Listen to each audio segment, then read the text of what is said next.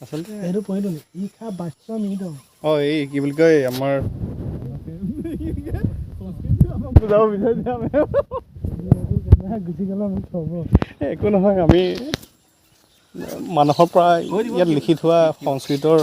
ভাৱাৰ্থ আমি জানিবলৈ চেষ্টা কৰিছোঁ মানুহে ধুনীয়াকৈ আমাক মানে পঢ়ি মেলি বুজাই দিব অকণমান বুজাই দিয়ক ছাৰ এতিয়া পৰিৱেশটো দেখাই মই বুজাই আছোঁ নহয় আমি হেৰি শাস্ত্ৰৰ জ্ঞানবিলাক জানিব লাগে ন জনাটো বেয়া কথা নহয়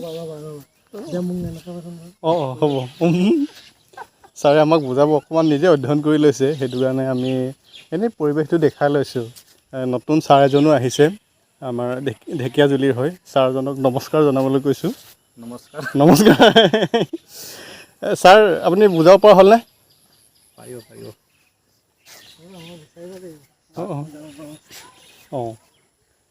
ছাৰে বিচাৰে হেৰি অধ্যয়ন কৰি আছে ছাৰ অকণমান বুজাই দিয়ক মই সংস্কৃত পঢ়া নাছিলোঁ যদিও তথাপিও চেষ্টা কৰিছোঁ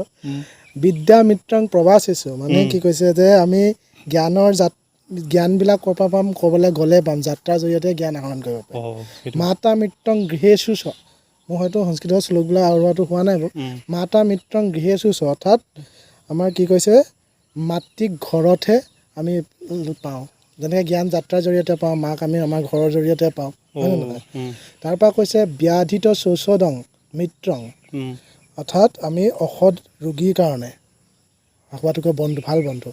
ধৰ্ম মিত্ৰং মিত্ৰস্য চ আৰু মৃতকৰ কাৰণে ধৰ্ম সবাটোকৈ ভাল বন্ধু তেনেদৰে মই বুজিছোঁ হৈছে নাই নাজানো বাৰু তথাপিও যিমান যিটো বুজিছোঁ আমি বুজি পাইছোঁ আৰু ন প্ৰথম শাৰী কি বুলি ক'লে বিদ্যা মিত্ৰং প্ৰবাসিছোঁ অৰ্থাৎ যাত্ৰাৰ জৰিয়তে আমি জ্ঞান আহৰণ কৰিব পাৰোঁ জ্ঞান যাত্ৰাৰ জৰিয়তে সেইকাৰণে আমি যাত্ৰা কৰি ভাল পাওঁ ন ভাল লাগে ন ক'ৰবালৈ কিবা এটা গ'লে কিবা এটা শিকিবলৈ পাওঁ জানিবলৈ পাওঁ মাতা মিত্ৰং গৃহেষু চ মাক আমি আমাৰ ঘৰত পোৱা যায় আৰু ব্যাধিত শৌচধং মিত্ৰং আমাৰ মানে ব্যাধিত মানে ৰোগত আমি পৰম বন্ধু হ'ল ঔষধ ধৰ্ম মিত্ৰং মিত্ৰস্য চ মানে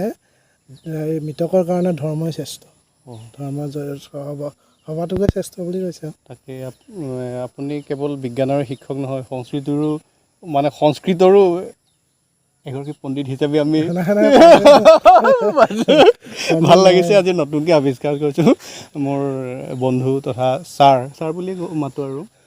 সংস্কৃতৰো বিদগ্ধ পণ্ডিত হিচাপে আমি ভৱিষ্যতে পাম বুলি আশা ৰাখিলোঁ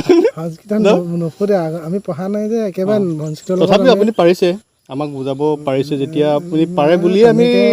ধৰি লৈছোঁ আৰু হৈছেও নাই ময়ো ভালকৈ নাজানো কিন্তু মোৰ মতে সেইটোৱে হয়নি ঠিক আছে আজি নতুন ধৰণৰ ব্লগ এটাই কৰি দিলোঁ আৰু ন বাই বাই দিয়ক ছাৰ বাই বাই